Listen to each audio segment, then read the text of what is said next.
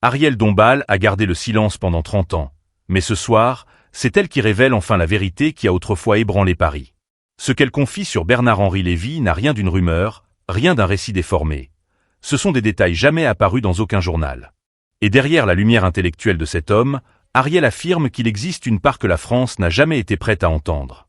Aux yeux de Paris, Ariel Dombasle avançait toujours comme si la lumière avait été créée pour la suivre. Une silhouette fine, un visage que le temps semblait effleurer avec douceur, et une manière de parler qui donnait l'impression que l'on se tenait devant un personnage sorti d'un vieux film. Elle n'était pas seulement une artiste, elle était une présence, une esthétique, une façon d'occuper l'espace sans jamais l'imposer. Sur scène ou devant la caméra, Ariel donnait l'impression de flotter, comme si chacun de ses gestes avait déjà été écrit dans un scénario invisible. Mais derrière cette douceur apparente ne se trouvait aucune fragilité. On disait souvent qu'Ariel appartenait à ces femmes dont la délicatesse était une forme de résistance, une élégance qui, loin de la rendre vulnérable, la rendait indestructible. La presse admirait sa beauté singulière, ce mélange d'Europe et d'Amérique latine, de tradition et d'excentricité. Même sa voix, parfois murmurée, parfois tranchante, laissait deviner des secrets qu'elle ne livrerait jamais entièrement. À la fin des années 1990, Paris l'avait adoptée comme la muse indisciplinée de la culture française. On la croisait partout où l'art et l'intellect se rencontraient. Expositions, débats, films expérimentaux, scènes audacieuses. Elle échappait à toute définition fixe. Elle se réinventait, se déplaçait, défiait les frontières sans jamais hausser la voix. Certains la voyaient comme une diva. D'autres jugeaient qu'elle était trop mystérieuse pour être véritablement comprise. Et c'était précisément ce mystère qui la rendait insaisissable. Ariel ne justifiait rien, ne cherchait jamais à expliquer qui elle était. Elle ne se défendait pas par les mots, mais par les silences. Ses interviews étaient faites de pauses longues, d'un regard qui semblait glisser vers un lieu intérieur où personne ne pouvait la suivre. Elle évitait les questions frontales, répondait par un sourire à celles qui voulaient tout connaître d'elle. Elle laissait les rumeurs flotter, sans les nourrir ni les contredire. Elle savait que l'ambiguïté faisait partie de son langage. Vue de loin, Ariel donnait l'impression d'être à l'abri du temps, du bruit des médias, des pressions qui abîment la plupart des figures publiques. Mais ceux qui observaient attentivement distinguaient autour d'elle une fine vitre de protection. Une façon de se tenir à distance, avec élégance, sans jamais reculer ni s'exposer entièrement. Elle ne révélait qu'une fraction d'elle-même, le reste demeurant derrière un rideau fait de pudeur et de silence. Pour comprendre Ariel, il faut accepter que sa lumière a toujours coexisté avec une ombre. Et souvent, c'est dans cette ombre que se cachait la vérité que le public n'avait jamais pu voir. Lorsqu'Ariel Dombasle rencontre Bernard-Henri Lévy pour la première fois, rien ne laisse présager que cet instant deviendrait un tournant majeur de sa vie. C'était une soirée froide, dans un appartement parisien baigné d'une lumière blanche, presque clinique, où l'on parlait de philosophie comme d'un luxe discret. Ariel venait d'entrer, enveloppée d'un manteau clair, et l'on aurait dit qu'elle apportait avec elle une parcelle de chaleur étrangère à cette pièce trop sérieuse. BHL était déjà là, immobile, au centre d'un petit cercle de convives. Il parlait peu, mais chacun de ses mots semblait peser davantage que les conversations environnantes. Il avait cette façon d'observer sans insister, de saisir les détails comme s'il disait plus que les discours. Leurs regards se croisèrent brièvement, sans effort, comme si l'un attirait naturellement l'autre. L'opposition entre eux était flagrante, presque cinématographique. Elle, figure diaphane, mouvante, dominée par la sensibilité et l'instinct artistique. Lui, silhouette sombre, structurée par la pensée, l'analyse et l'ordre intellectuel. Ariel se déplaçait avec un flottement, tandis que lui semblait sculpté dans une ligne droite. Le contraste pourtant ne créait aucune distance. Il ouvrait au contraire une tension douce, un espace où les différences devenaient une curiosité. Ce soir-là, ils parlèrent peu mais intensément. Une remarque sur un livre, une phrase suspendue, un sourire qui ne s'expliquait pas. Bernard-Henri Lévy avait cette manière de ramener toute conversation vers un terrain plus grave, où l'art et la politique se mêlaient sans violence. Ariel, elle, répondait avec des images, des métaphores, comme si chaque idée devait passer d'abord par une émotion avant de devenir un mot. Très vite, elle sentit que sa présence ne le laissait pas indifférent. Il l'observait avec une sorte d'attention concentrée, presque analytique, mais jamais froide. Comme s'il cherchait à comprendre d'où venait cette femme qui bougeait comme une note de musique au milieu d'un salon rempli de pensées carrées. Et elle, de son côté, s'étonnait de se sentir écoutée différemment, sans que sa voix ne soit réduite à un effet esthétique. Les premières heures de leur relation furent faites d'approches subtiles. Un livre conseillé, un appel bref, une invitation à une projection privée. Il n'y avait pas de gestes grandioses, juste des signes répétés d'un intérêt croissant. BHL parlait d'idées. Ariel parlait d'images. BHL cherchait à comprendre. Ariel cherchait à ressentir. Et pourtant, dans cette asymétrie, quelque chose trouvait son équilibre. Au fil des rencontres, Bernard-Henri Lévy découvrit en Ariel une force qu'il n'attendait pas, une capacité à absorber la complexité sans jamais la rendre lourde. Quant à Ariel, elle se laissa surprendre par la densité de cet homme qui, malgré son aura intimidante, portait en lui une forme de fragilité cachée. Et c'est ainsi qu'une tension d'abord légère devint un fil solide, presque invisible, reliant deux êtres que tout semblait opposer. Une rencontre marquée par une évidence silencieuse, comme si chacun, en regardant l'autre, apercevait une partie de lui-même qu'il n'avait jamais su nommer. Dans la vie, il existe des rencontres qui ressemblent à un choix, et d'autres, plus rares, qui ressemblent à une destination. Au début, leur relation ressemblait à une parenthèse lumineuse dans un Paris souvent trop bruyant pour accueillir la douceur. Entre Ariel et Bernard-Henri Lévy, il y avait une étonnante harmonie, une forme d'accord silencieux que rien ne semblait pouvoir rompre. Ils marchaient côte à côte comme deux figures issues de mondes séparés, mais qui, par un hasard presque poétique, avaient trouvé un rythme commun. Avec lui, Ariel découvrait une concentration d'esprit rare. Bernard-Henri parlait de philosophie avec la même intensité qu'un artiste évoquant son œuvre. Il citait des textes, analysait des conflits mondiaux, déroulait des idées comme on déroule un tissu précieux. Ariel l'écoutait, fasciné par cette densité qui contrastait avec sa propre perception du monde, plus flottante, plus instinctive. Elle ne cherchait pas à rivaliser.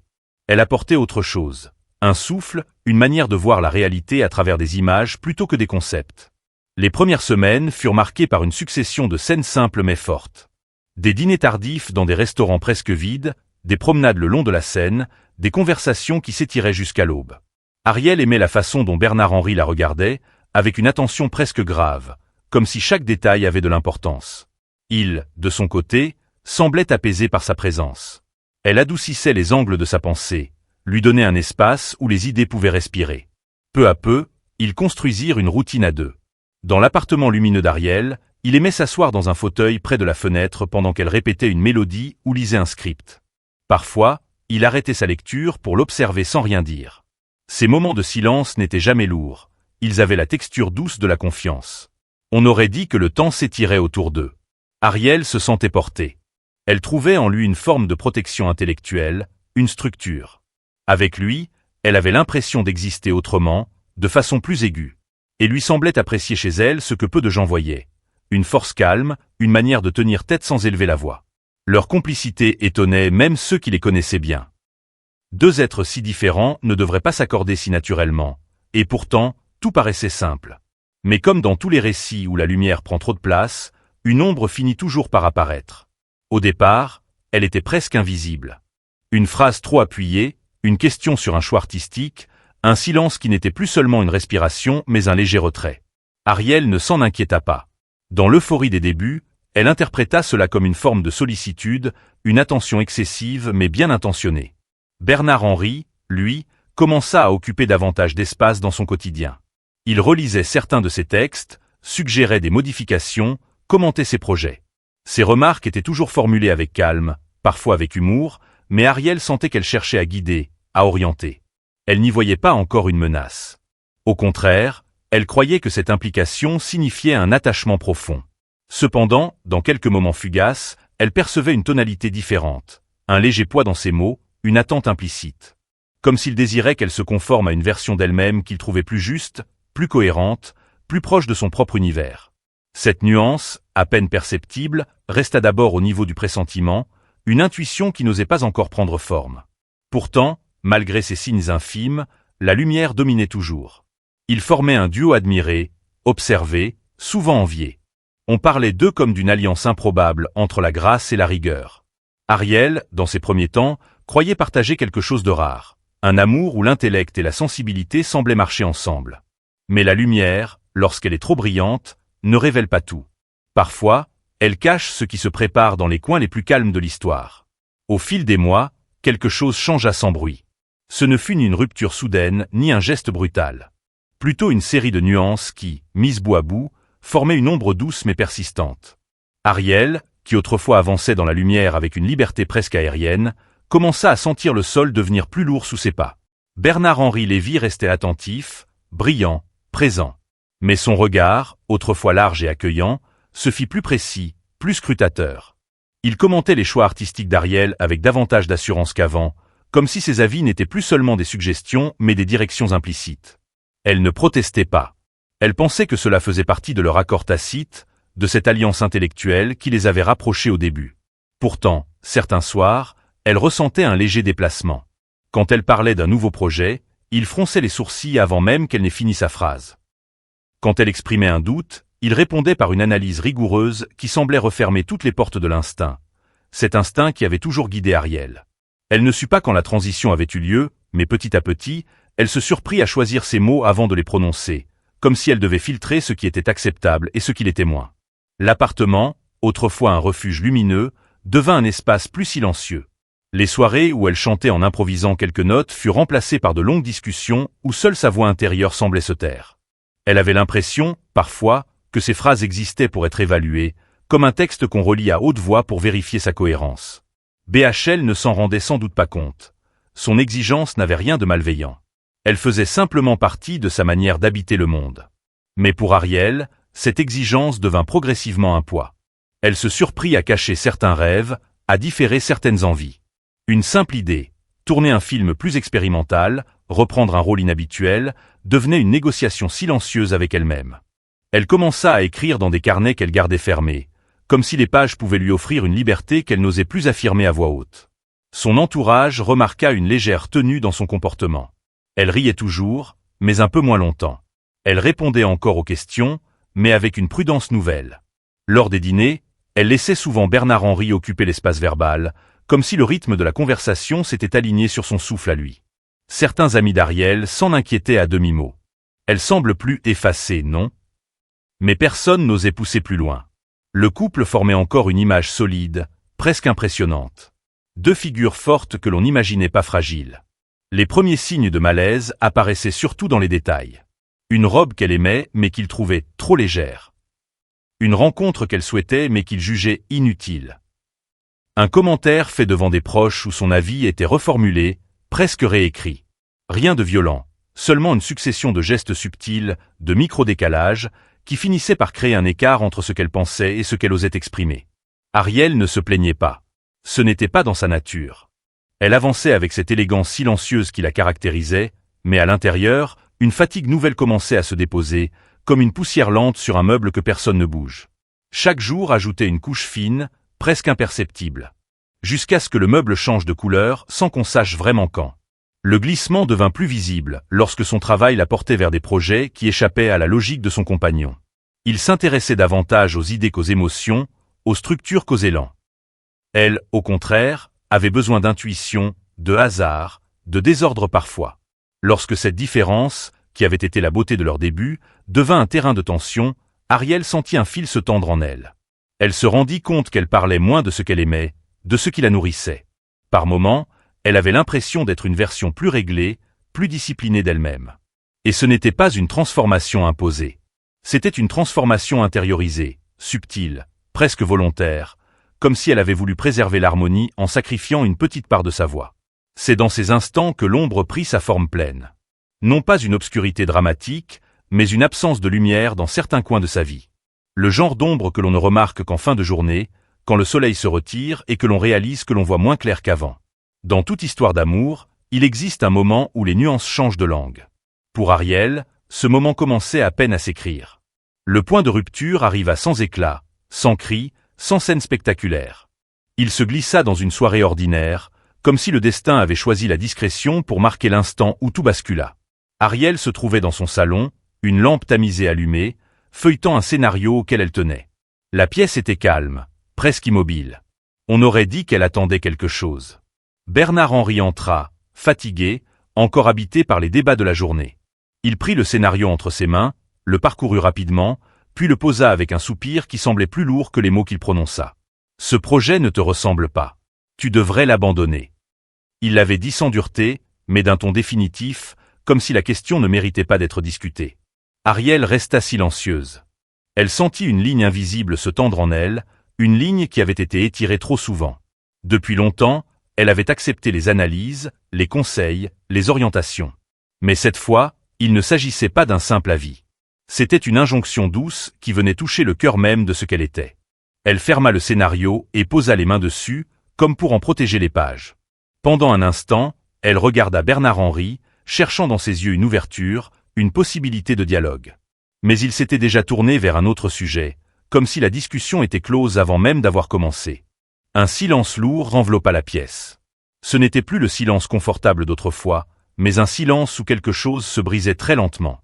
Ariel sentit cette rupture comme un souffle qui s'éteint. Elle comprit qu'elle ne pouvait plus continuer à taire certaines parts d'elle-même, à effacer des idées, des rêves, des élans qui lui appartenaient. Plus tard, dans la chambre plongée dans l'obscurité, elle resta éveillée longtemps. Elle entendait les pas de Bernard-Henri dans le couloir, puis le bruit léger d'une porte qui se referme. Il ne se rendait pas compte que quelque chose venait de changer. Ariel, elle, le savait. Elle sentit une clarté nouvelle monter en elle, une lucidité presque douloureuse. Au petit matin, elle se leva avant l'aube. Elle marcha dans l'appartement silencieux, effleura le dos d'un fauteuil, ouvrit une fenêtre. L'air froid entra d'un coup. Ce courant d'air fut comme un signe. Elle comprit qu'elle avait atteint le seuil où l'on ne revient plus en arrière. À partir de cette nuit-là, rien ne fut jamais comme avant. La révélation arriva des années plus tard, dans une salle calme où les projecteurs étaient doux, presque timides. Ariel s'assit face à l'intervieweuse, les mains posées l'une sur l'autre, comme pour retenir un passé qui avait trop longtemps pesé sur sa voix. Elle savait que les mots qu'elle allait prononcer ne seraient pas une accusation, mais une mise en lumière. Une manière de reprendre sa place dans une histoire où elle s'était parfois effacée. On lui demanda simplement « Pourquoi avoir gardé le silence si longtemps ?» Ariel prit quelques secondes. Puis elle répondit avec une douceur qui surprit même l'équipe technique. Parce qu'on ne parle pas facilement de ce qui nous façonne en profondeur. Certaines vérités demandent du temps avant d'accepter d'être dites. Elle ne chercha pas à dramatiser. Elle ne cita aucun événement précis, ne prononça aucun reproche. Elle parla d'atmosphère, de nuances, de cette lente transformation intérieure qu'elle avait traversée. J'ai vécu aux côtés d'un homme dont l'intellect m'a énormément nourri. Mais parfois, on peut se perdre dans la lumière de quelqu'un d'autre. Et il m'a fallu beaucoup d'années pour retrouver la mienne. L'intervieweuse l'interrogea, était-ce difficile? Ariel esquissa un sourire presque imperceptible. Ce qui est difficile, ce n'est pas la relation. C'est ce que l'on devient sans s'en rendre compte. On croit choisir, mais parfois on s'adapte trop. On se tait. On simplifie. On disparaît un peu. Ces mots n'avaient rien de spectaculaire, mais ils portaient une vérité profonde. Il y avait dans sa voix quelque chose de clair, une lucidité qui ne cherchait ni à blesser ni à réécrire le passé. Elle ajouta, « Parler aujourd'hui n'est pas un règlement de compte.